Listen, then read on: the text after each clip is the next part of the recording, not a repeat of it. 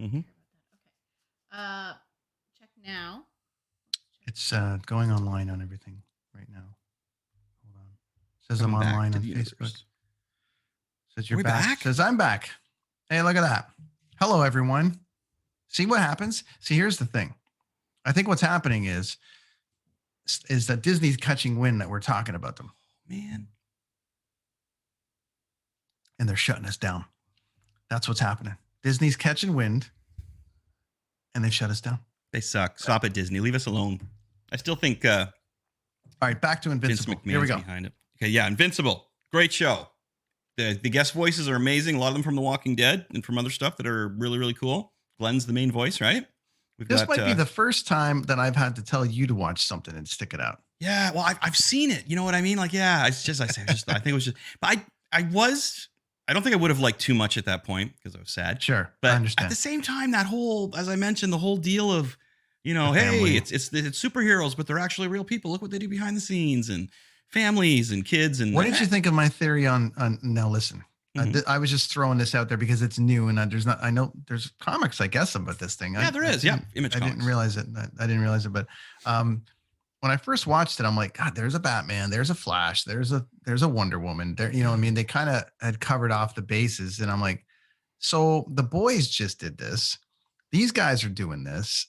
And then now there's this, Jupiter's Legend or something on Netflix, which is almost exactly the same. And I'm like, Yeah. Okay, there's this thing. But then, okay, spoiler alert ish. At the end of episode 1, when all hell breaks loose and those team members are no longer with the show, then I was like, well, that's them now officially separate. Them saying, to me, it was them saying, all right, you've been watching Marvel, you've been watching DC, you've been watching this, and you've been watching that. Mhm. We're teasing you, saying this is kind of like it, and now we've just completely wiped that off the planet. We're not associated with them at all. That was my take of that whole last scene, as graphic as it was. It was kind of like, nope, there's no more Batman, there's no more this, there's no more that. It's this. You still have a core guy with the main guy. Yeah. You know, why do you think he Omni-Man. did that? Like, because I know why he did it, because I saw the end. I know. But why do you think that that dude killed all those heroes?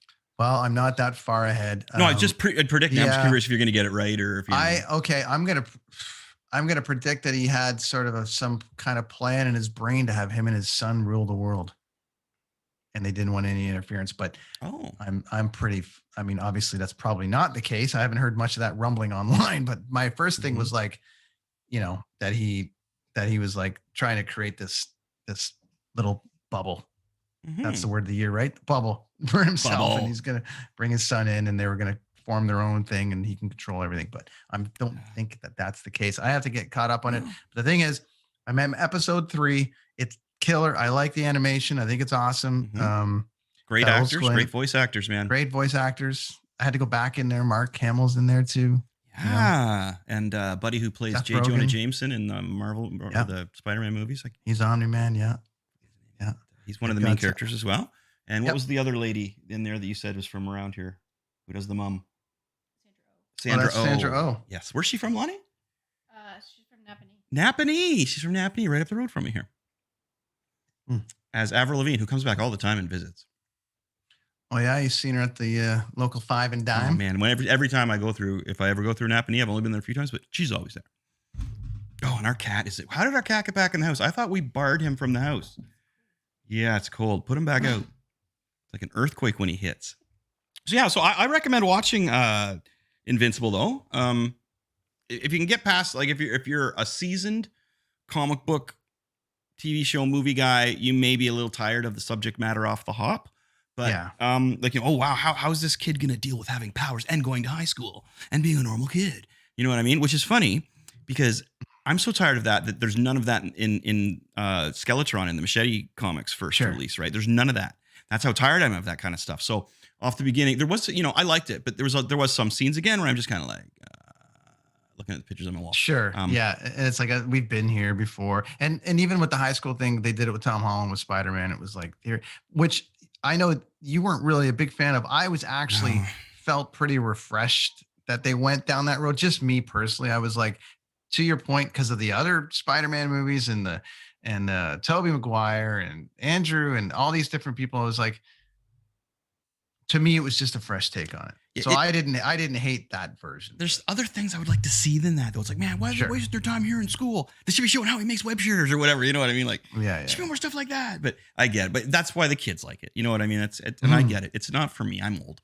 It's not for. It's not me. We had a good moment. I had a good moment with the kids. I had the kids with me overseas 2 summers ago. Mm-hmm. And Far From Home had just come out. That's the one that was filmed in Europe. And I had taken the kids to London Castle. Mm-hmm. It was awesome. So that whole third act is filmed on the bridge and the castle, right? And literally the day before we were in there. Mm-hmm. So all the spots they were walking, it's a tiny little thing for kids, but all the spots that we were walking, it just kind of justified that moment because it was like, wait a minute, we were just in that room and that's where this happened and the bridge is exploding. And we're like, we were literally just in that space yesterday. And we went and did it for Alex's birthday. So that was kind of fun to do. And we also found, by accident, we found the underground tunnel in Paris where they filmed Mission Impossible. Oh, wow. And they have this really cool scene. And we took scooters, the kids and I took scooters and we're booting around. And I'm like, this looks oddly familiar. And I brought up on my phone Mission Impossible. It was the exact spot, exact scene. Wow. And we actually filmed it. I actually filmed Alex recreating the scene. That's awesome. It took us 30 minutes to get 3 minutes of footage. And it was. Reenactments are tough. Yeah. That's great. Hey, there's Todd. He's coming in here. Yay. What do we get to? Shortly. All right. We left out. We still have Venom and Gal Gadot. Hey, look at this guy. Hey, Todd. Come on, boys. Cheers, buddy. Cheers. Might have. We've cut in and out 7 times, but I don't know what's going on in the planet. But we think it's because we were talking shit about Disney, and they shut us down. So probably what it was. They came in, and shut us down. I think we're good now, though. We're good now. Hey, How you doing, buddy? Hancock. Welcome, buddy. Hey guys. Cheers. Right on. Good to see you. Mm-hmm. I feel like a lazy asshole because after Chris and I had talked 4 or 5 days back, I was all fired up to get into the comic book collection and really like find some of those gems that we were talking about. And then literally at like 5 o'clock today, I was like, fuck. I haven't. Oh no, you'll get in there, man. You'll get in there. Do you guys do you have the I did bring some oh, perfect. The damn, that's a nice one, huh? If you haven't done this book yet as a Batman fan, or even just like, oh, I kind of like Batman. You know, the art's good. Do you remember why that book was so? Remember what the big thing about that book was, though? No. You see Bruce Wayne's Wang, like they no, seriously. And I remember the comic. We had this huge conversation downtown at the comic book store, and they're like, yeah, they show his Wang in there, and it's like, you know, Filipina shot of Bruce Wayne, and it's like a huge thing. Everybody was talking about it. Now you got me looking like it's in there, dude. It's in there, and I guess he's. I need some theme music. Then this is called Wang music. Wang music. It's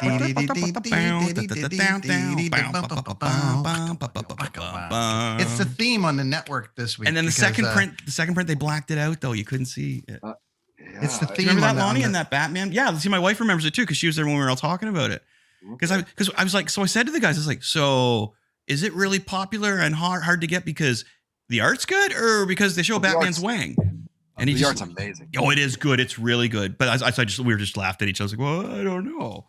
It's the Wang. Yeah, but that's great. Have you seen these, Todd? No. It's the Shields thing, and you got to go to Circle K. Circle K. Yeah, it's those variety stores, and it's those classic. Remember the things where you used to get the hockey stickers or the Marvel things, and you'd get a book, and you'd have you put them in there. Well, check it out. So you get these little like Pog things, and you collect them. Chris was asking about the Circle K. I think I've only seen one in Langley out here, Todd. So I'm not sure. They used to be Max Milk, but I don't know what's around. Oh, my computer. I did a TikTok video with this dude, and I'm at like over 70,000 views. It went viral. No way, really. You did. Look what else I found. We were talking about that. Eternals are great. Well, that's the John Romita Jr. art one, right? That's right. Yeah, and we were talking about how this is going to blow people's minds because this is going to open up worlds where, like, they're bringing Zeus into the next Thor movie. Mm-hmm. Where does that end? Yeah, that's going to be amazing. Hercules, Poseidon, like, where does Who's Zeus? Is it Russell Crowe? Yes, going to be Zeus. It is so funny because it's Russell Crowe. He was doing an interview and he said, "Oh, I'm so busy right now. I'm just heading up the street to be Zeus, and I'm heading over here to be this guy." And it's like, Zeus, that's Marvel. And you know how Marvel hates that, right? But this dude doesn't care. He's just like telling everybody. Russell doesn't care. No, Russell Crowe He doesn't care. No, but yeah, He like doesn't I was Eternals is going to be the sleeper hit, man. Everybody's going to be like, well, I don't need to see the Eternals, but again, it's being like the birth of the Jedi or the Sith. You're going to be able to see it in little Thanos, maybe. Yeah. Thanos' little wang. Unless they want to sell more copies, apparently that's what they'll do. That's right. But if you Google Todd, Todd, it'll say the page. Just Google Batman naked in the Damned or whatever. You're gonna get Ben Affleck. You'll get sure. I'm sure there'll be a lot of shit that'll You're pop gonna get up Ben on that. Affleck and Christian Bale and maybe Michael Keaton and maybe Adam West. It could be a hell of a week for you, Todd. There you go. Yeah. And then Christian Bale's coming to the Marvel Universe as well. He's playing. Is he really? Yeah, he's going to be Gore, the God Butcher, the symbiote god. Okay. Yeah, and then is he gonna yell at somebody like he did on Terminator? No, right? I think that's his whole skit. Is just like, ah, where's my water? Don't walk in front of my shot. Stop it. Yeah. Could be. So then, Todd, have you seen the Venom trailer? Yeah. Wow, that looks good. That looks good. He's eating that old lady. Oh, I know, right? Yeah. So what are your thoughts on that? The old lady. I think it looks pretty good. I wish that. I mean, obviously, there's going to be more trailers to come, right? Mm-hmm. So we'll see a little bit more of Woody Harrelson as Carnage, and I'm looking forward to seeing that. Like, and I think that they're going to be able to pull it off as well as they have Venom, right? Like, how could they not make Carnage just as badass? It's going to happen. And there was two key scenes that that I've just first noticed in the trailer. One is the Daily Bugle, which means they're in New York City now instead of San Francisco. My wife knows it. So first, Venom started in San Francisco. You're seeing the Daily Bugle, the actual newspaper, and that's based out of New York. And then when he goes to see Woody, that's in New York as well. So that's one kind of decent little, because we want to see, I don't know you, Todd, but I want to see Venom and Spider-Man interact. We got to get some spider interaction in there. Right? Yeah, and for the first movie, they were so like, that's not happening, but they haven't said shit about this one. So even if it was just even the quickest little cameo. Did you see him squish the spider though? Did you catch that? No. Yeah. Carnage is there. Woody Harrelson, and he's doing something, and this little spider runs onto a sheet, and he smacks it real quick. It's just like a 2-second scene, but he kills the spider. So it's so significant. Or they're playing with us, right? You know what I mean? Because they know we're paying attention. But those are the two cool things. So that's going to hopefully tie in the Spider-Verse a bit. And then Shriek's going to be in there as well. The female psycho Carnage. She's going to be in there as well. They see the two of them breaking out of jail. But I just think the way Woody's going to play Carnage, and he is such a great. Like the drawings of Carnage are amazing. So the stuff they do with him in Venom is going to be great. And plus, I've got the first appearance of Carnage in all kinds of Carnage comics. So they're going to make my comics worth a mint. So that's just saying, Todd, every time something finishes, like the Falcon Winter Soldier, I do a thing on, okay, this comic is now worth $100, was worth 5 or 10. They all go up. So I love it when that happens. So Sandman, you're going to go through your comics and be like, I can't believe I have the first appearance of this person. Or like, wow, or just check on eBay. That's where I get my prices from. Todd, what was the first comic you bought ever? Do you remember, or do you remember the first time that you walked into just Max Milk, or you worked or whatever? We had Becker's in Ontario, but I don't know what you had out here. But I guess we had like Max convenience stores and stuff, 7-Eleven and shit like that. But also comic book stores. I do remember going to comic books and stores and spending like hours just peeling through the dollar bins and like daydreaming about buying like X-Men 12 and shit like that, and half the day looking through the poster racks and all that.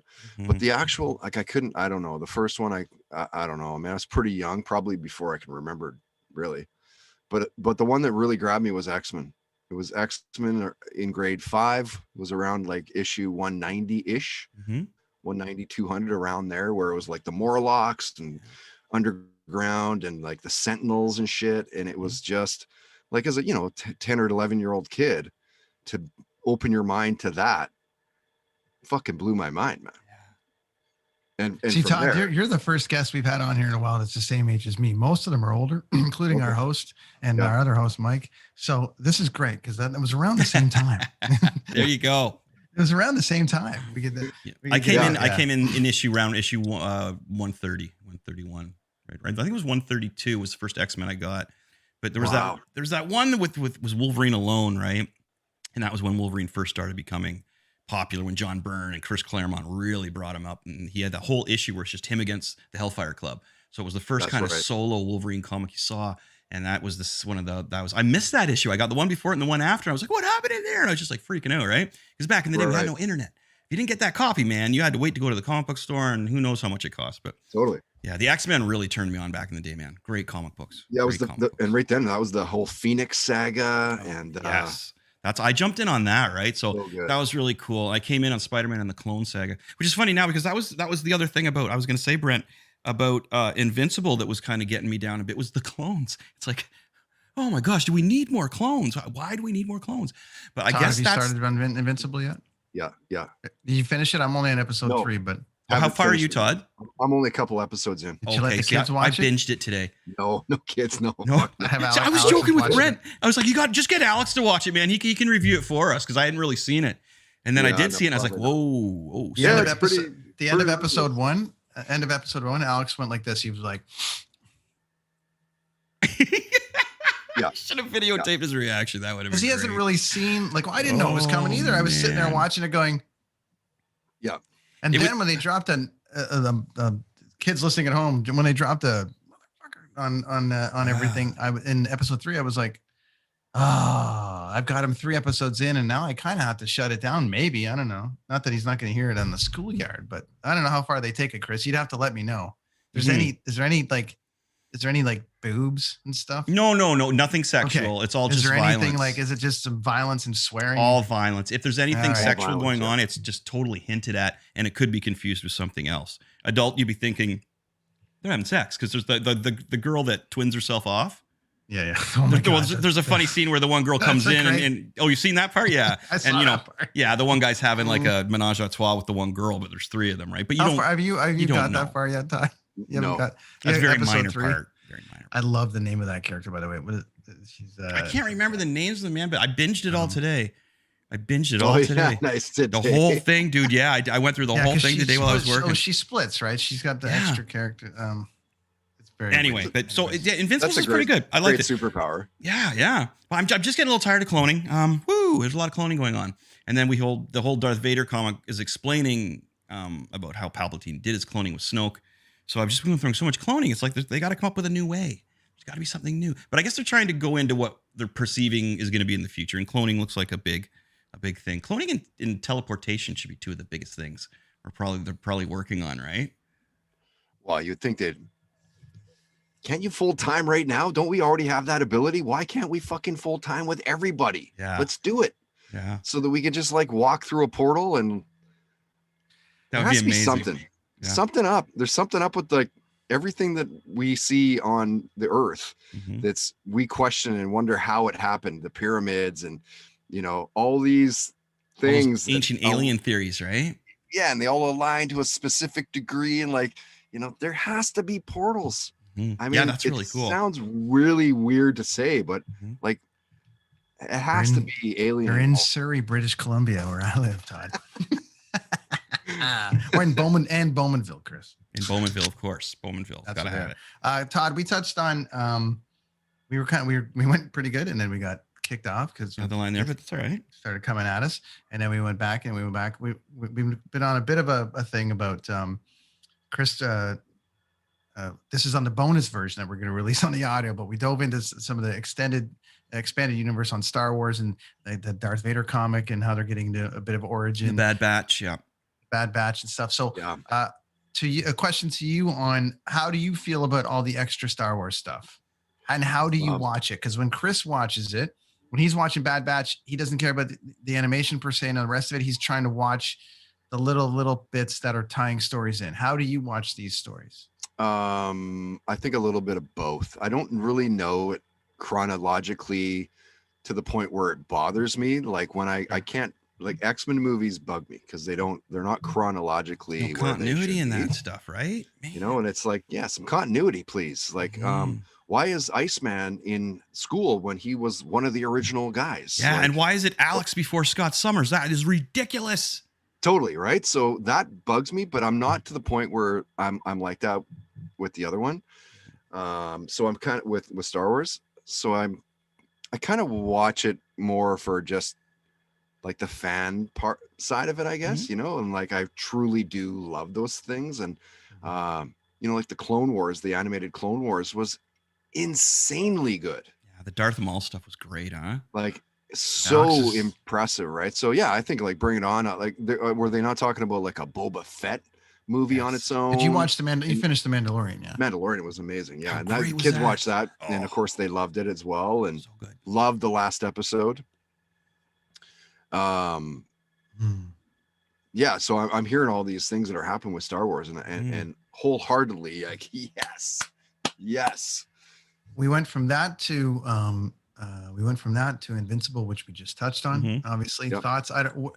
You're only a couple episodes in. Are you going to keep going on it, Todd, or is it hooking you, or not really? Yeah, I'll probably keep going on it.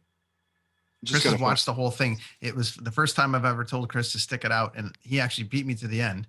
Oh wow. And now I'm only on episode 3, but I thought you yeah. watched it all. So I thought, oh man, I got to catch up to Brent. So I better watch it all today while I I'm just doing this started it. I project. was- So yeah. Nice. to get commissioned. So it That's kind of okay. every time I You're- see that commission I did, I'm going to think of Yeah, He's Invincible drawing there. comics and all the rest of it. And then obviously we touched on Venom, and for me, I'm super stoked to see Stephen Graham in there, the actor. Yeah. I'm a big fan of his. Stephen Graham, who's he playing? So he's the guy that you would see.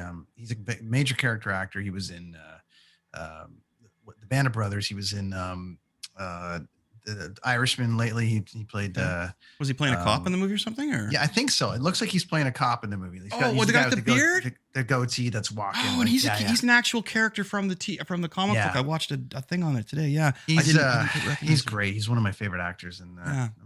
Was he gonna make all the He Venom actually comics likes well, all my too? tweet when he was on the Irishman, and I was like, Mhm. you know, like you want some acting, even though he was going up against Pacino in the Irishman. There is no better scene, and I don't know if you've seen it, Todd, but there was no better scene when they're sitting in Florida, and Stephen Graham was 10 minutes late to meet Hoffa. I don't know if you watched it, but it's some of the best acting and writing I've seen Nice. in the last 10 I was years. So thinking, anyways, Invincibles had tons of the voice acting, and it was fantastic. Right. It was really, really okay, good. Chris, you've got a couple more places to go here. We've got. Oh yeah, well, Todd, we want to we're- talk about because Todd and I really bonded over the fact that the FF movie's coming out, and that's Fantastic so Four. We've had so many, Fantastic Four. Sorry, I'm at FF. Yeah, we had so many. What do you got there? Oh, nice. Oh, Galactus is so cool too, Oh, right? hold on, Chris. Before we go any further, hold on. Resurrection of Galactus. Oh man, We So like good. So we like good. doing this. We like having a 20-minute intro with our guest. Hey, Todd. Welcome to the Kids on the Escalator podcast. Oh, Tell didn't we us who do you that? are. No, we didn't do that. okay. What did somebody say? Hey, That's awesome. No, that's just me saying welcome to the podcast. Finally, this is we like to do the long intros. Yes, of course. Yeah. Well, it's Todd Hancock, host and the creator of the Toddcast podcast. Mhm. Longtime radio guy in Vancouver, and all around jackass. And Awesome. fellow Blundell network dudes, Yeah. and we've got we got news on that today too. Yeah, we which do, is don't we? I very, saw that. very Holy exciting, cow. but What was that? Something about there was something about a thing with the stuff. Yeah. merging? Was it the Sound Off Podcast Network, which is Yeah, Matt. Matt, right? Yeah. So we've got basically we can get into that, but Jeff Woods is coming in, and then like we're gonna basically just take Matt's pod network that wants to go video, and we've got our audio mostly network that wants to go, or we got a lot of video on our network that everyone's doing some killer content all the way around, but Matt's like this super hardcore podcast, like Matt takes podcasts and blows them up and makes them huge. So it's going to be a great mix. So a lot of their people want to go video. A lot of our people want to up their audio. Plus there's going to be lots of like economic, like little things that are going to go. So it's now officially made it the largest podcast network in the country Wow. and nationwide as far as like assets and all the rest of it. And there's, you can check out the press release on blundell.com, but we was going to get into that a little bit later. But Mhm. anyways, Todd is, we go back a long time now, and We go back, definitely, so basically, yeah, the partnership is basically trying to basically take the give people a shot, give people a chance to have a voice, give people a chance to create something. There's a lot of radio guys, Todd, as you know, they're out of work, a lot of media people that are out of work that don't have a place to go. Well, now they're going to have all their tools at their disposal, going video every single day, having audio that's ready made, ready to go, crossing over, programming and guests and advertising and all the rest of it. It's just going to be a huge, and I think it's going to be great for everybody everybody involved, because Jeff's podcast is big. Jeff Woods, I'm sure you know. Yep. You're well aware. And Matt's got a bunch of other ones on there that are doing really well. And of course, our network is expanding like crazy, and there's just so much different variety on there. So between the three of us, we've got the three best pods, really. I mean, there's the Todd, the Brenton on tour, and the kids on the escalator. I mean, there you go. What more do you need? That's the whole reason to tune into the whole network. What else do you need, really? That's right. Else. Check everybody else out, but what else? Okay, now I got to read the list because I isolated us now. JJ and Mel, and Fucked Up, and Mercedes, and Deans, there's so many. Yeah, there's a lot. Okay. Go to deanblundell.com. Yeah. Go to deanblundell.com. Find out about all that stuff. Huge announcement today. Todd's on the network. We're on the network. And pretty soon the rest of the country will be on the network. But it sounds of it, if Bill C10 doesn't take us all down. Todd, Todd, back to where we were. Okay, so movie. So Todd, so it's funny because when I talk about the new Marvel stuff with everyone, a lot of times, this character's got to come in and they're going to make this character huge. And it's like, but wait. We still need to see the Fantastic Four, the X-Men. Like there's no way they can push all these extra characters in there without doing this first. So, and the Fantastic Four is huge, as we discussed on your show. They are the first family of Marvel. They're one of the first real big superhero families that, other than the Justice League, that really did something. Now, what we want to do, Todd, is when the movie comes out, do you have any suggestions or any suggestions of who the actors or actresses should be, or who you would like to see playing any of the roles? Because I know we talked about Jim from The Office, or John. I can never pronounce his last name. John Krasinski. I want to call him Kraviatsik, like Chantel for some reason. Krasinski. Okay, so him and his wife, right, would have been a great combo for that, I thought. And then I also heard that Jennifer Lawrence was already cast as the Invisible Girl, which is, I know, because everybody loves her for some reason. And her terrible mystique. When they do multiple roles for the same person, like really, Ben Affleck can do Batman and Daredevil and like same for our beloved Ryan Reynolds. He was the Green Lantern, he Deadpool. Like spread it around a little bit, and sometimes maybe because of just how big that the marquee is of Marvel, it doesn't need to be somebody that we know. Right. We're going to go to this theater to see a really good version of whatever because it's on the context, not who it is. Yeah. It's the Fantastic Four. I'm not going because it's Buddy. I'm going to see Reed Richards and Sue Storm. Yeah. But so they've tried to cast all these people. I don't think any of the Fantastic Four ones have worked yet. None of them have, not even close. And that's the shitty thing, is like that team is so iconic that they should be able to really put together a good storyline, but then also just the graphics and the CGI and just all of that, it's just comes short. As a fan, it's just fallen short each time. Yeah. And Doctor Doom hasn't looked right, and Galactus being a cloud. Wow, what? Like a cloud. When I thought Galactus was actually going to be on the movie, I was like, I just sat there waiting for look how Galactus is going to be. It's going to be Galactus. He's coming. And then he comes in, he's a cloud, and it's like, oh, you bastards. Oh, it was just like, are you kidding me? What did you do to Galactus? Who makes that call? So bad, man. He should have been like waltzing across the universe, mowing on a planet. Right? Oh, who makes that call? I don't know. Maybe they ran out of money to do the CGI, but probably it's probably what happened. They spent it all on the Silver Surfer, guys right? Totally found out what we did. Yeah. So probably. It's too bad, but it's funny because we were also saying, Todd, that it's one I like the original X-Men. It's one of the easiest movies to do. Just do what they originally did. It's gold. Like don't try and reinvent the hockey stick, man. The hockey stick works. You know what I mean? Like just fix it a bit and make it. Oh, my cat's jumping doesn't all work over. For the Canucks. No, I know. Boo. There we go. Boo. Oh, are you a big Canucks fan, Todd? I am, yeah. Are you? Yeah. Toronto. My dad It- took me to see hockey games since I was a little kid as well. The Toronto Maple Leafs. Yeah. yeah. I mean, wanted it to go better, but we can get into that. Really, I next just week. want a Canadian team to take the cup again. That's I what do want, too. I right? think that'd be So- great. Well, we're doing Well, they Nerds did on it a Ice few next years week, ago. It's right? the Anaheim Mighty Ducks. They did a few years ago. They had the most Canadians of anybody in the league. That's true. And I was just gonna say, and I'm also not the proponent of, well, that team has more Canadians. Who cares? I want the name to be on the cup, not that there was 40 people that were Canadian on that team. Who cares? I want it to be the Canucks first, and then after that, don't care. Yeah. the cup needs to be on Canadian soil. I agree with you. It's like if it's the Leafs, great. I don't care. Todd, where were you in Edmonton, fine. 2011 when Flames, the where were you, Todd, in 2011 when the Canucks lost to the Bruins in Ooh. Game 7? I remember that. I'll tell you where I was. I was with you, was Brent. doing That's right. my show. I was downtown Vancouver doing my radio show on the street where they had blocked it off, right by the library. And so there's no cars, but there's a ton of people, like conservative guess 5,000 people in a one city square block kind of thing, right? Mhm.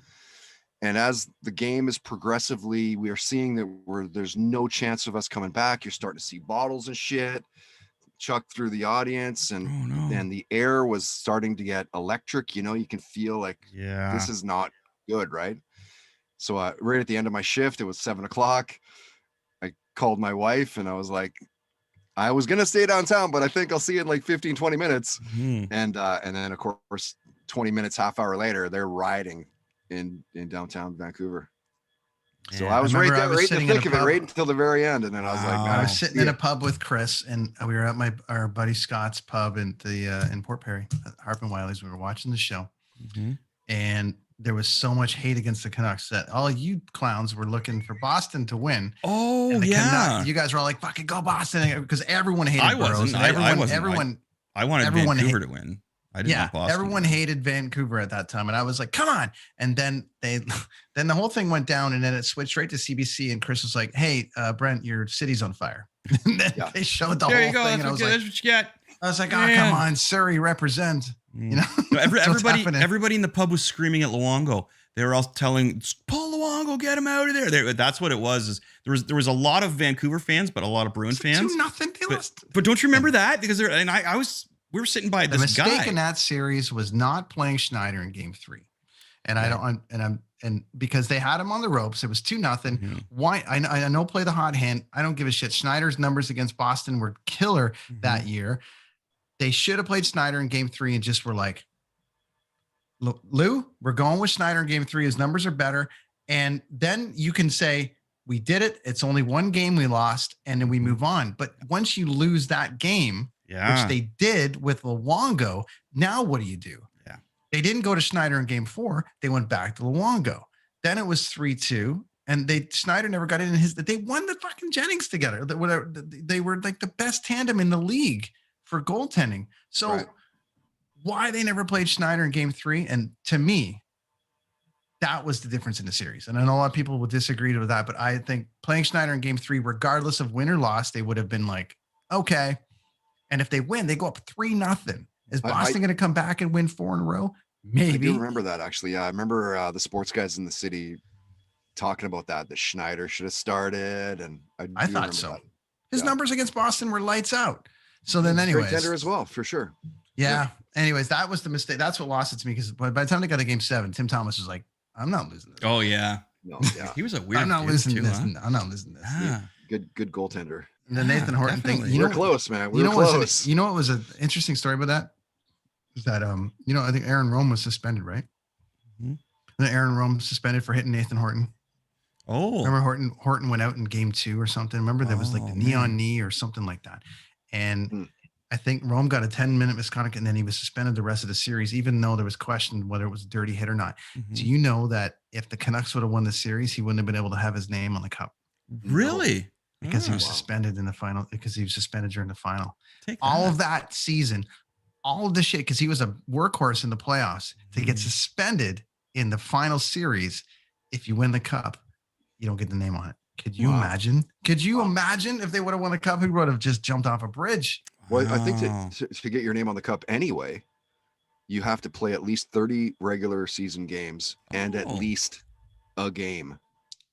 in Right. the playoffs. Oh, okay, But I he didn't played know a that. lot that season, and he was a big factor in the playoffs. And Mhm. then got suspended on the Horton hit, Man, and that would have been it. He wouldn't have been able to get on the cup. I'm Brutal. part of me was secretly he was secretly going, I hope they blow it. 'Cause I can't handle this shit. Gonna find me in the We'll have to get him ocean. on the show. I'm sure he's hanging around You can find working him, at I an bet. art gallery somewhere. So Todd, who's your all-time favorite Canuck player? Oh, Linden. Trevor Linden, right on. Linden, yeah. Or McLean. The goalie, right? Both, yeah. I mean, I love them both so much, right? Nice. But man, there's been so many players over the years that I loved as well, like Bure. Mm-hmm. I wasn't a big fan when Messier was here. I was gonna say Messier was even there for a while, right? Didn't care. Mogilny was super exciting as a Canuck player. Oh, yeah. I was a fan of He was McGillney when great. he was in the Leafs. I thought he was a great player. Yeah. Hey, maybe you can answer this one, know. Todd, for us. So, being the Toronto kids that we are, I like to pose this question to Vancouver heads. When I moved out here, I couldn't believe the hate on for Toronto. And I'm not talking about the Maple Leafs. I'm talking about the hate for Toronto. It was mostly Dave Pratt leading the charge on this thing. I'm just saying from the 1040, but the hate on the airwaves between Toronto just in general. So you being from out here where I am now, why is there such a hate for Toronto outside of the Leafs? Just a hate for Toronto, whether Well, I it's think west versus east. Tell me, as a Vancouverite. But I think that what it is that's where the nucleus, where it actually stems from, is the Leafs. Wow. And it's like, we need to have this game played at 4 p.m. Pacific time so that people if you like your team enough, then you would watch them at 7 o'clock when we normally would start a game. You start watching them at 10. Like if a game started at 10 o'clock with the Canucks, I would watch it. Mm-hmm.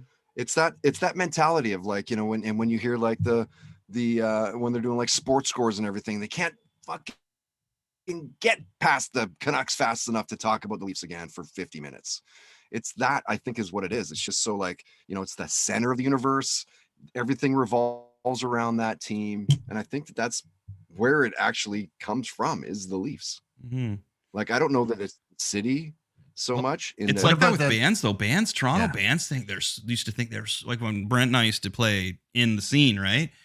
Dude, Toronto bands thought they were so cool. And you'd come in from out of town or on a tour or whatever, and it was all like a big pissing contest with these other bands. Well, from Toronto, or we're playing Toronto, or Toronto. It's like, I don't care. You know what I mean? I play Toronto, and my biggest crowd is not in Toronto. My biggest crowd is in like Belleville or somewhere, or Windsor. I don't care about Toronto when I was in a band. You get to the point where it's like, I don't want to hear about it anymore. And I was born in Toronto. You know what I mean? But I got music-wise, I couldn't stand Toronto people. They used to. I think that's so pissed me off what so it much. is, right? Yeah. Yeah, that's what it is. It's just like, they thought they were so cool, dude. Yep.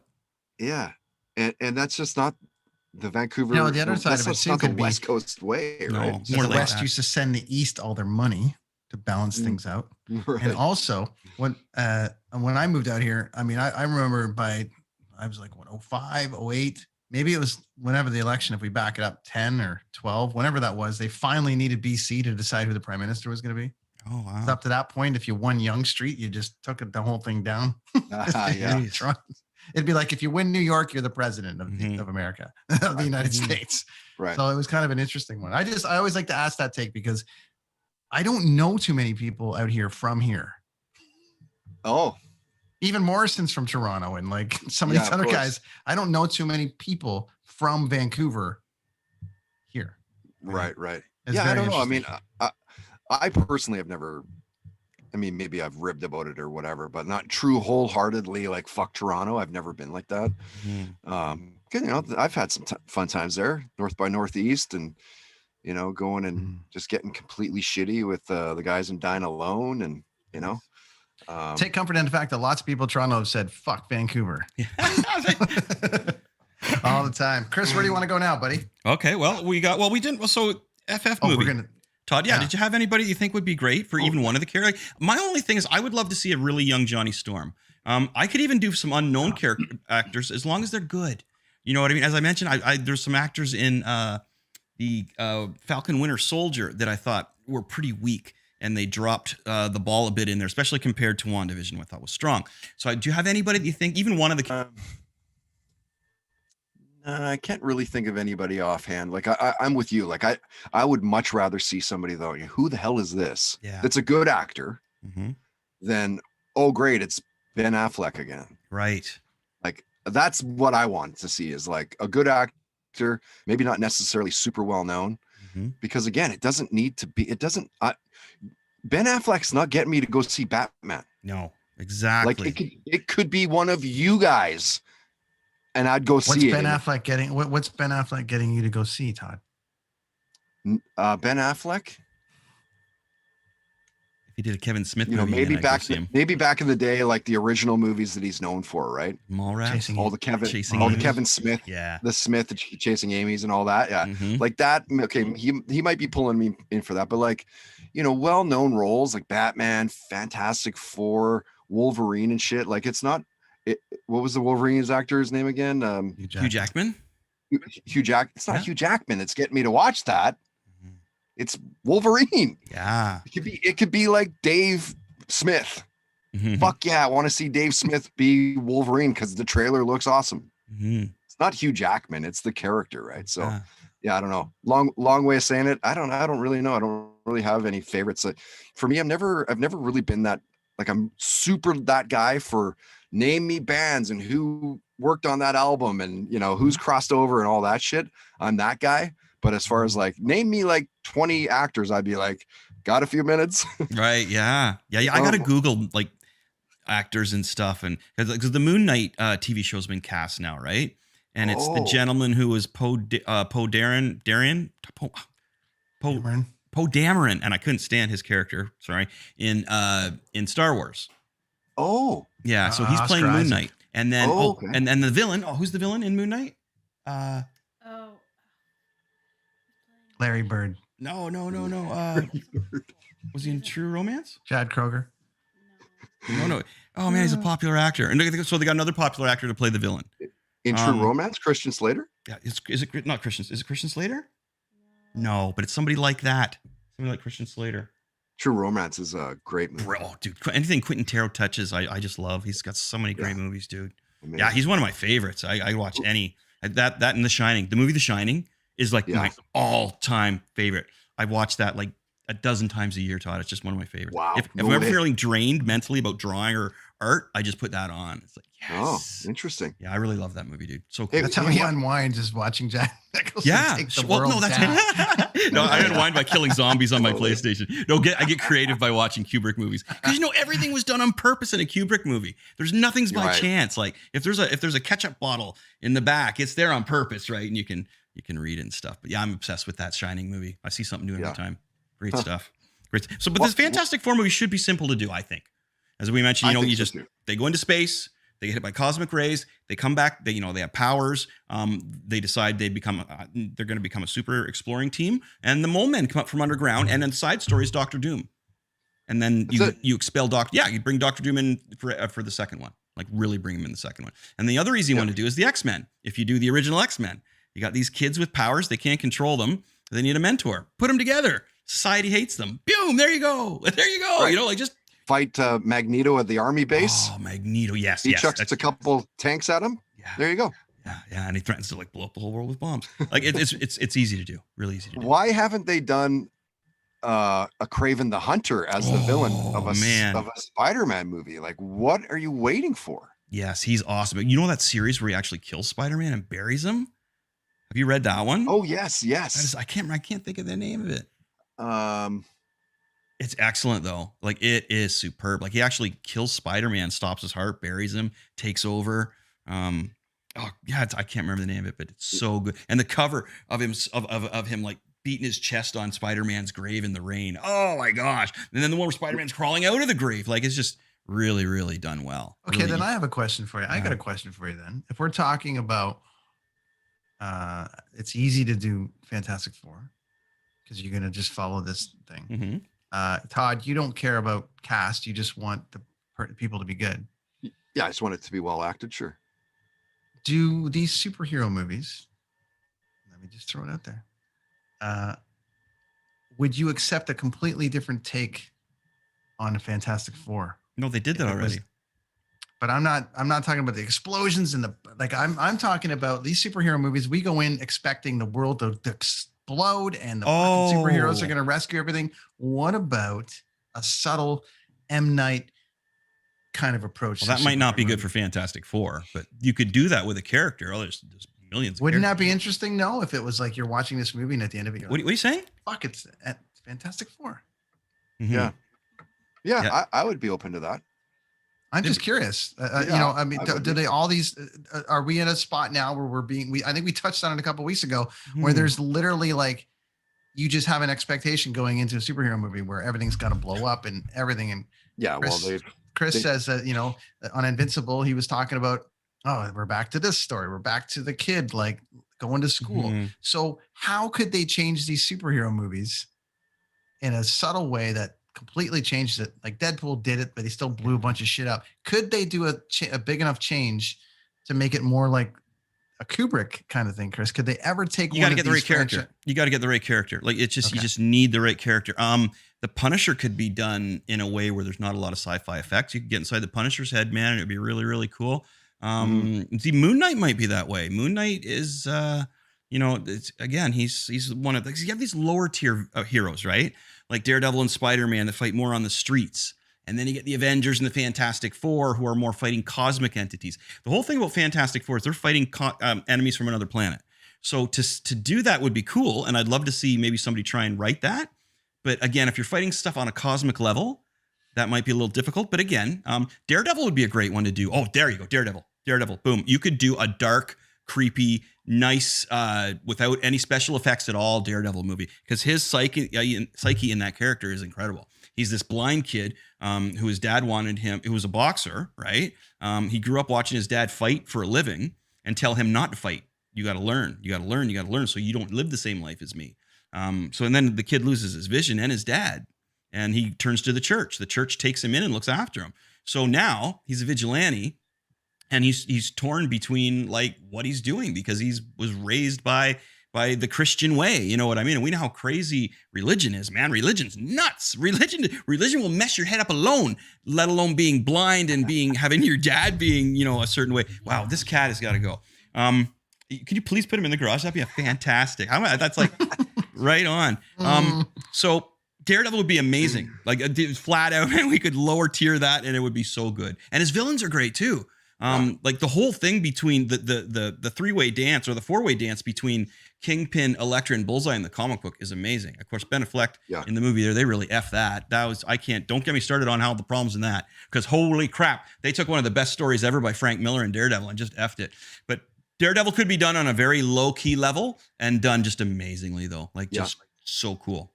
I bet you that two big ones could also be done like that, like a Spider-Man. Oh yeah, dude, and a Batman could also be done like that. Batman for sure. I think you're going to see that more like the Joker would, with right? the new Batman. Well, the Joker was subtle like that, and but like no effects, no special effects or anything. I think the new Batman's going to be very similar to that because I thought they were going after the detective side of him. Mm-hmm. Yeah, I think they're going a little bit more down that approach of him being the best detective in the world.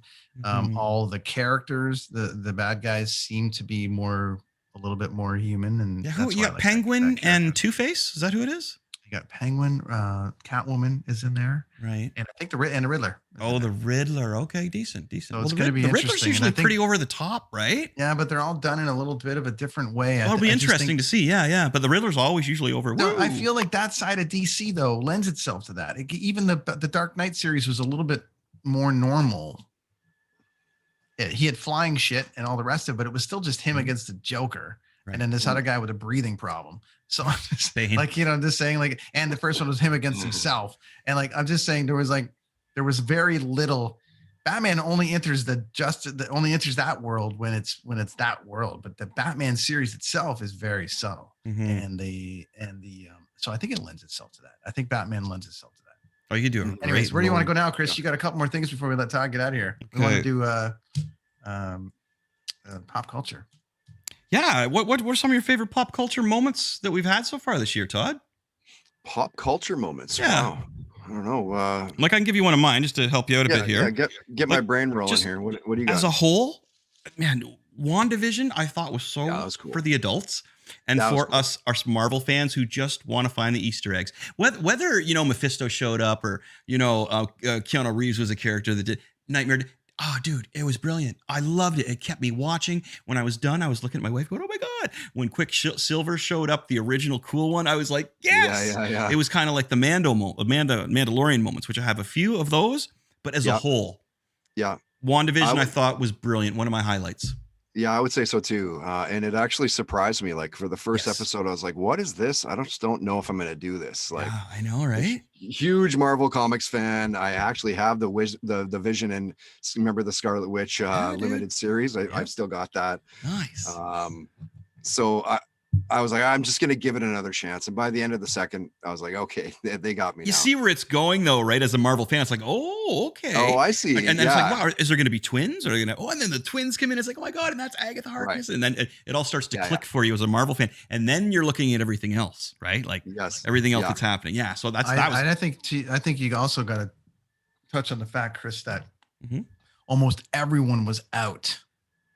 The casual viewer were almost all out after episode 3, and then 4 brought them back in, which we predicted. We called it. We totally called. Yeah, we did. Because Dean was out, Lachlan was out, everyone was out. They're like, it's over. And then we said, Chris is like, hold on, one more episode. Give it to like, episode 4, and you'll be so happy, my friends. And that's but the world course, did the same government thing. comes in, the army comes in, and then the people who don't get it are like, oh, okay, here we go. You know what I mean? That's when they all started enjoying it. Is when now it's starting to feel like Marvel again, right? And then but the world did that.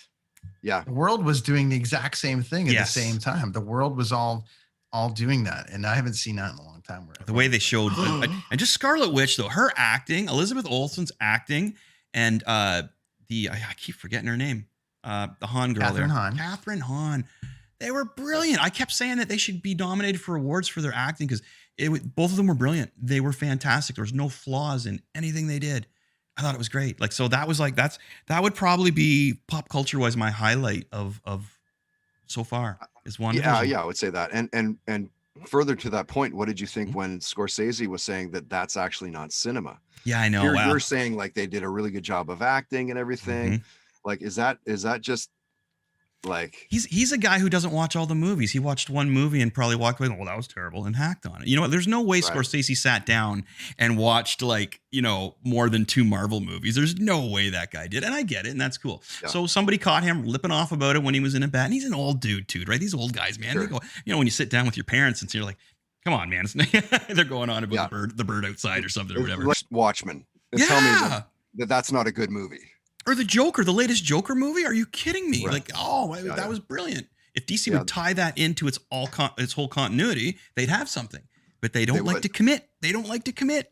I know, it's crazy, right? Yeah. Why not, guys? Just do it. And that'll lead us into our next thing. Todd, did you hear about Gal Gadot and Joss Whedon there? Or Whedon? Yeah. Did you hear about what happened to Wonder Woman and Joss Whedon? Like he threatened her career when they were doing the Justice League movie. Oh yeah, and it's coming out that Joss was not a good guy when they were doing that movie. He's the guy that made that movie, didn't he? Well, Joss Whedon came in to do. He came in to when Schneider left doing Justice League because his daughter died. Joss came in to finish off the movie, and apparently he. Pardon me. And he said that to her? Because he doesn't have a great rep. He come in and he was like, dive, Wonder Woman shouldn't be as powerful as you are. You need to tone this down. You can't be acting like this. And she's like, well, I'm a woman. I'm the only woman. No. You got and she was like, you know what? I'm going to play this how I want to play it. And he said, well, I'm going to ruin your career then. Basically, wow. Is what he said to her. No, I hadn't heard about that. That's crazy. And there's other actors are backing it up too. Other actors are backing up that he's a little, and now they're all saying, yeah, Marvel just sent him over there to just screw everything up. You know what I mean? But yeah, so he's that's not good. When that happens nowadays, that is not good. That's not good. No, especially Gal Gadot, who's like such a partial actress who never really, you see her, she's very elegant. She's very well spoken. She's not, without 10 guys getting drunk or doing that whole TMZ thing, right? You don't see her on that kind of thing. So I can see this not being good for him. Yeah. Same. So you haven't heard about it, Todd? No, that you're breaking it right now to me. Right on, there we go. Breaking news. Breaking news. Breaking news from what, like a few days ago?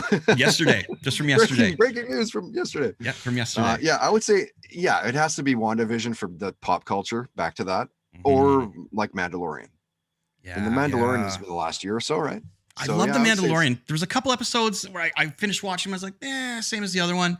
But then there were the moments when you see Boba Fett and you're just like mind blown, right? Luke, so good. Or Luke, like, because when we were talking about that, I kept saying to everybody, there's no way they're going to give these guys the property of Luke Skywalker. Because when you walk in, they must go into the show going, okay, what characters do I get to, flowing? It's like, what characters you give me here? Well, we're going to give you Boba Fett. We're going to give you, I get Boba Fett. Yeah, we're going to give you like IG-88 kind of, we're going to give you this guy, that guy, and we're going to give you Luke Skywalker.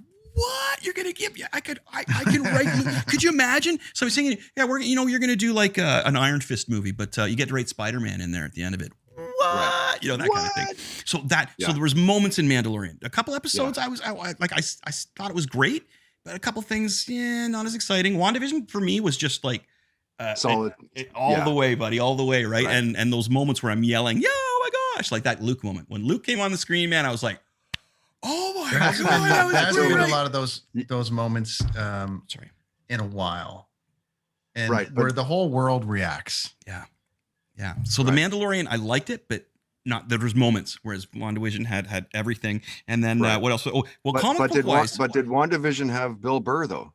No, it did not. And then that one episode with him where they went behind the scenes and you got to see where the stormtroopers eat and all that stuff. I loved that. I thought that was great. I thought that, what I think was funny. I think it was the 2 Cara Dune episodes that I just kind of was like, oh, here we go. Fast and the Furious, buddy's out in a gun run. You know what I mean? It was just a little, and Cara Dune was great, but she wasn't a fantastic actress. You know what I mean? Like she's out now. She's she is. Yeah, but she's no Elizabeth Olsen, and that's her character. I thought she played her character really well, but her character didn't have a ton of layers to it. I'm the huge bodybuilding girl who shoots people, and I'm going to get back into the academy or the rebels. I'm going to join back up with them. That kind of thing. That's what I got out of that. But it's funny that those two are a little weak for me. But comic book wise, it's just Daredevil. That comic book is so good. As I mentioned, so good. The Kingpin's the mayor of New York. Daredevil. Did you buy? Have you bought the Todd? Have you bought Daredevil? Not recently. Oh, check this then on, buddy. I used to tons when I was a kid. Yeah. Okay. Here's what's going on now this year. So Kingpin is the mayor of New York. How much is that screwing with Daredevil trying to save like Hell's Kitchen and everything? You know what I mean? Like insanity. And it's just throwing the crime world for a loop. Well, it gets Daredevil so screwed up that he accidentally kills somebody, like a thug. Yeah, and he's like, of course, and again, we go through the psyche of Daredevil, which is just monumental. His he feels bad about so much stuff he does. But anyway, so of course Daredevil's like, take me in, arrest me. And they're like, really? You're Daredevil? It's like, yeah, just can you keep so he goes to jail. They're like, okay, we're gonna let you keep your mask on, but you're going to jail for murder. So he goes to jail. Kingpin's laughing. And then Elektra comes on the scene. And she's like, well, she sees Matt. She goes to him. She goes, I don't know what. And of course, Elektra is great because she's like, Matt, you're weak. You're an idiot. You need to be stronger than this. You know what I mean? She's like your anti female hero. And this is from back. She's always been like this from back in the 80s. She's been the girl that comes in and goes, oh, kill this person. Okay, done. Pay me. Right. So she took over the mantle of Daredevil, because she wants to prove to Matt that the world needs Daredevil so that he will come back around, right? Because now he's totally docile. He's in a jail. He's fighting for his life in there. Everybody's kicking the crap out of him, and he's just barely holding on. And Elektra's trying to bring him back to the world. But he doesn't want to come back to the world because the Kingpin's running it. Everything's corrupt. He's killed somebody. He's lost it. So you got this new Daredevil who's Elektra, and it's amazing. Dude, Todd is such a great story, buddy. Like it's current storyline. That's what's happening right now. Right now, my friend. Yeah. Love it. And it's great. And the cool thing about the Daredevil ones is most of them, except for the first one where Elektra took on the Daredevil outfit, and a couple others from this run this year, you can usually get for, if you don't, there's a bunch in the dollar bin, I know, down here in Kingston. And they're not too bad. They haven't gone up in price. So if you want to get any of those, you still can. Great stories. But Daredevil to me has always been the best Marvel comic on just character and writing, because he doesn't go into outer space. We don't see that. So this is on your lower, What's your favorite lower type? tier, right? Because you got to look at Marvel in tiers, man. Like my favorite's always been X-Men. X-Men's been great. I can't follow it anymore, Todd. I pick up a book and I'm like, whoa, who's what team is this? And there's 12 of them in there, and it's like, Right. It's probably hard to follow. it is Multiple so team, hard, dude. multiple players on the team. But yeah, I've always loved that. Or just, Spidey. How can you get away from Amazing Spider-Man too, right? Like And the stories are so good. His The villains are great. his villain, his rogues gallery is amazing, dude. Yeah. Yeah. But did you see his new suit? right. Did you see his new outfit? It's blue. He's got this blue Spider-Man costume. Yep. And then like these, that's all different. Yep. Brand new. Again, that one's went up in Bring money some too. DC guys on here. You guys are killing me with that. Well, the other, yeah. Okay. Well, the other thing I was going to mention was every with the DC goddamn Comics was the Just three a Marvel Jokers. jerk off. Did you see the three Jokers, Todd? That comic that came out was a 3 series, 3 Jokers. And it's that, have you ever heard of that theory that there's not just one Joker, there's 3 of them? No. Oh yeah, man. Whoa, what a great, and they came with a card. Each comic book came with like a little playing card with the Joker and Batgirl, the Joker and the Red Hood, Joker and Batman. So you get the comic, nice embossed, thick comic, and you get a card that came with it. And the art was great, the story was great. So they finally tackled that whole 3, because you never hear the proper the Joker never tells his history correctly in the comic book. He's told like tons. He's told so many different histories of himself. And there's always been that one. It's like, well, wait a minute. This Joker's kind of like this one's like this one's like this. There's 3 of them. So they play that whole thing out, the 3 Jokers, man. And I don't want to ruin it for anybody because it's Hey, Todd, we got to go. You should come out to. We do. Sorry. No, you should come out to Langley and we'll go to Toy Traders and we'll try to find a couple of copies of it. Dude, Or we'll go down to Golden Age. Film it. Downtown Vancouver. Film it. And do the whole thing. Okay, so Toddcast podcast. We got more to get to. Well, we didn't get to this. I want to move to some music stuff for a minute because we. Oh, cool. Yeah, go for it, buddy. Some music guys on here. You got one of the biggest music podcasts in the land. Mm-hmm. So, tell us about the Toddcast podcast for a minute, Todd. I want to ask you about of all the people that you've interviewed and the things that and we've dove into a little bit. What's your get? What haven't you got yet? Who are you trying to get? And who have you been chasing ever since you started the podcast to get on the show? Oof. Wow. I have been chasing so many people. On a side note to that, when you interviewed them with C Fox, I'm talking about since you landed the podcast and you started it and you got rolling, who you've been trying to get, or that's on that wish list that you're still. That's Ace Frehley. Oh, wow. I love Ace Frehley. I've been chasing the Ace. Really? Oh, man. For 3 years. I think you might have to get Sebastian Bach to text him. Sebastian Bach, I've been chasing for a while. Wow. He's got a new record coming out, so that's Dee Schneider, Twisted Sister. He'd be amazing? a great interview. Are you a Matthew Sweet fan? Yeah, I like Matthew Sweet. Yeah, I like Matthew Sweet too. I always really liked him. I tagged him on a Star Wars episode trying to get him on, but he wouldn't come on. Yeah, I mean, there's just so many. Tommy Lee. Ooh, he'd be a good interview too. I've chirped him off here and there over the year. I got a star in my hand because of him. I'm a drummer because of Tommy Lee. Nice.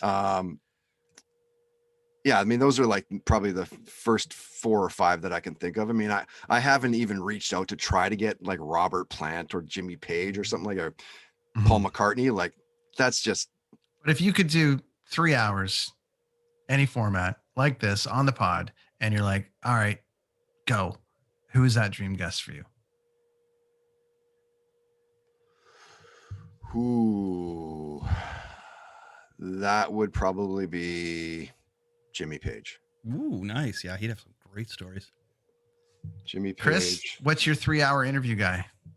Oh, wow. They're dead. It would have been either Stanley. Actually, my first would have been Jack Kirby. I would like to stop the Jack Kirby. Yeah, Stanley would be good, but I think he's had so many interviews and said everything he needs to say. You know what I mean? But Jack Kirby, man, I've got so many questions for Jack Kirby because he's more of the illustrator, right? Well, he is. He was the illustrator and Stan was the idea guy. But I've heard Stan. I have hours and hours of interviews I've seen with Stan. I've heard him talk about Spider-Man. All of them. Yeah, it would be Jack Kirby, but he's passed away. So alive, it would be. Yeah, I think Ace Frehley, dude. I think Ace Frehley would be my guy because he's just he was my he had space involved. He had comic book kind of stuff involved, and he played guitar. It was just like he was a triple threat, right? He was a triple threat back in the day with all that. It was great. Yeah. So yeah, like I've thankfully have interviewed Ace Frehley over the years, just not on the podcast. Oh, okay. Wow. A couple times on CFox, but never with this podcast. Wow. Missions ahead. How many episodes have you done now, Todd? I'm into 248. Holy shit. Good job, buddy. Good, man. Coming up on 250. Nice. Quarter of a century. Yeah. Wicked. 250. And the great thing is Crazy considering I thought I'd do like 10. That is crazy considering and that. you were one of the first in on it. I mean, the Mm-hmm. podcast before well, there was a lot of podcasts, but It's 2014 is when I started. 2014, people are like, what the fuck is a podcast? Totally. And the thing is that people didn't realize that they actually loved them. They just didn't realize they loved them. Right. Because people loved all the Howard Stern long forms. That was a podcast before the podcast. It just happened to be on Sirius XM. That's why Howard was so smart. But like, people love the long form. They just didn't realize they loved the long form. Now they like the long form after they can watch the short form. Now they like the long form after they can watch the 5-minute clips and decide whether they want to watch. Yeah, they got to check and see if they can commit for the whole. That's thing, right. That's why it's going that way. That's why video is such a massive part of it. You know what I mean? It's just like, do I want to watch that? Did they ask Dave Grohl something different I haven't heard already? Right. So it's whereas before you didn't get that. Yeah. You were in or whatever. And yeah. Long form for you guys too. I meant to ask because Dean does it really well, but you guys from radio that generally had 15-minute hits or whatever. 15, sometimes you'd get that a minute and a half, you mean? Yeah, or sometimes you get that Sunday night like album preview where everyone would get a little bit more time or something. You'd have Lars interviewing Alice in Chains or something like that. But like, what was that adjustment for you guys coming from radio to starting the pod and trying to like now change your approach to long form? Because that would have been I think that whenever I did interviews with CFox, I always did long form interviews, and then I just just cherry picked some of the key moments for the Rock Report or the afternoon show when I was doing it, right? So I think I always still did the long form anyway, like, in long form for radio, maybe it's like a 10-minute interview, 15-minute interview, right? Whereas now, like, yeah, I mean, fuck, I'll do a 2-hour interview. I don't care if it's engaging. And, I felt bad. I had to wrap it up with Chris the other day pretty quick because I had to take off, that's all right. At that point. But I think we talked for 75 minutes and it went by. It felt like half hour. By quick. So I think I've always I've always kind of done those styles of interviews anyway. And then I just was like, oh, that was cool. I'll use that in the show. And then posted everything else on the website. Great.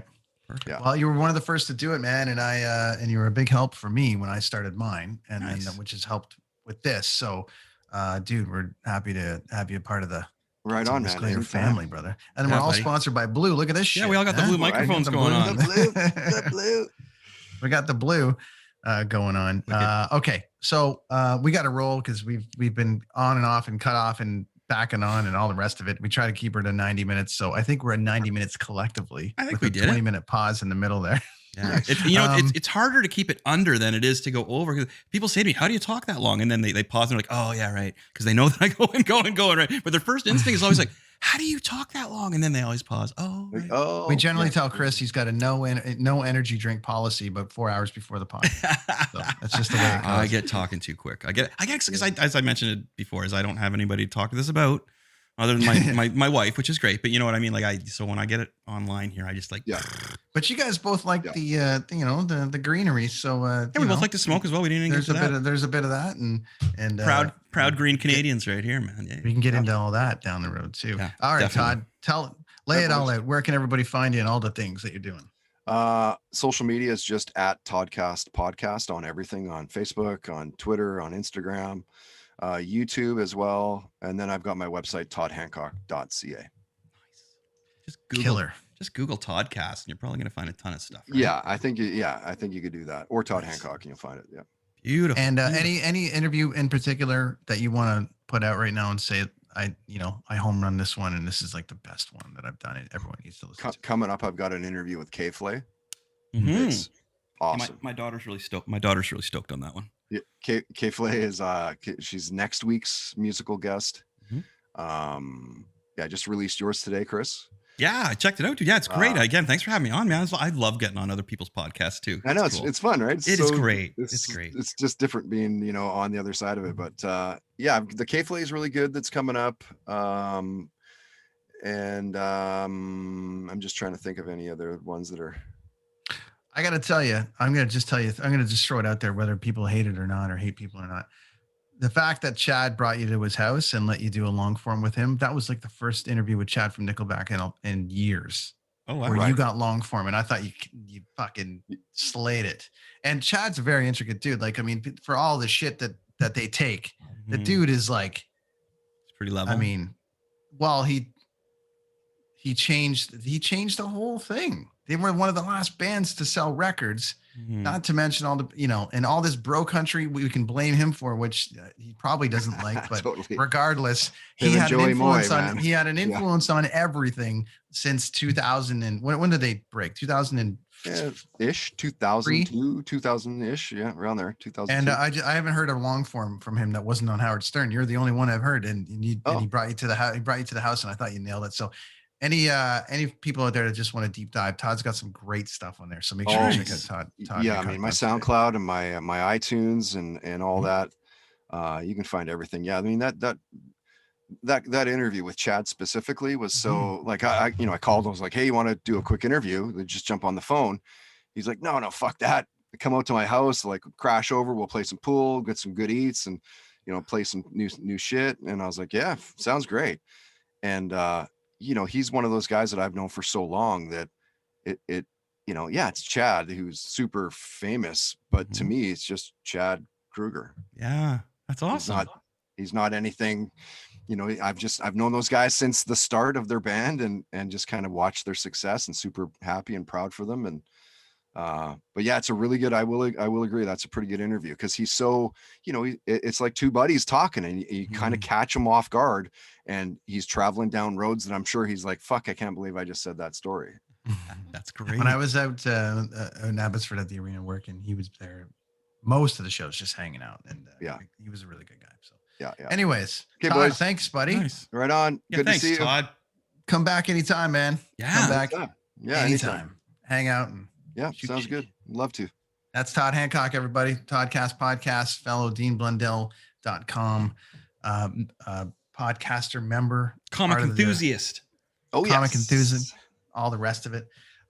We got some thanks and some things to do here, Chris. So we've got we're gonna thank our friends at Blue Microphones. Yes. Bonnie's got a little promo there. She's gonna run for us. There it is, right there. It's running. Oh, there it is. Yeah, and you can see we put a little. Lonnie put a little video together of how awesome the Yeti is. I used it last night. I had Frank from Slash's band on last night. I had Frank on. That's great. Frank Sidoris on last night, talking coffee and a few things. I went live and threw that in there. It is. So there beautiful. You go. Nice. Thanks. You got to get back because free mics are great.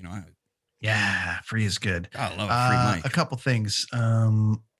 Okay, so there's that. Everyone, thanks so much for being so patient tonight with the tech. Sometimes it's just the world of the internet. It happens. It happens. Away she goes. We're good. We got it was all picked up eventually, though. We're all good. Thanks to our friends at DeanBlundell.com and everybody over there for hosting us every single Tuesday night and wherever you get your pods over there as well. A great group of people over there that, and we have a whole bunch of them on our pod all the time. So we've had JJ on, we've had Jennifer, Todd's on now. We've had, we're trying to get them all on. So congrats to the network on a big merger today. So that's going to be great for everybody involved on this. More listeners. That's what we want. Yep. Chris, Skeletron update. You got Skeletron? Well, I'm stuck. I'm ready to print, but we got a lockdown here. So as soon as Ford gives us the okay to get back on the streets and we're okay, and we get this all under control, everybody gets their shots. I understand. I'm not one of those guys that's not wearing a mask or on that stuff. It's been a while. I wish our government would figure stuff out because then I can get my comic printed because it's all ready to go. So the thing is, I got the money for this finally and get it printed. And then I parlay the money from that and I can print the second one, but I can't print the first one until we open things up again. So I'm stuck here, and it's nuts too because my wife is watching me walk around and pace, and because I'm 4 issues in, so my energy is not into the 5th issue yet because I haven't even released the first one. So I'm just kind of drawing some commissions and filling up stuff for the store, and now I'm just pacing around the house, man. I don't even know what I was talking about anymore. Lethargic. That's how you doing, Chris? I'm lethargic. I'm just feeling a little lethargic. Yeah, I just gotta get more weed, I guess. Yep. And so support Chris Machete on Patreon. And our Etsy store, or Etsy store. You can buy Etsy store. You can the Etsy store. You can buy me a coffee at buymeacoffee.com. Java for Journey for Java. Yeah, there's a whole bunch of stuff. They're Britain on tour. New episode tomorrow. Nice. And here we are. I think that's a wrap. We did it for tonight. Kids on the Escalator podcast for a Tuesday night. That is Todd Hancock. That is Chris Machete.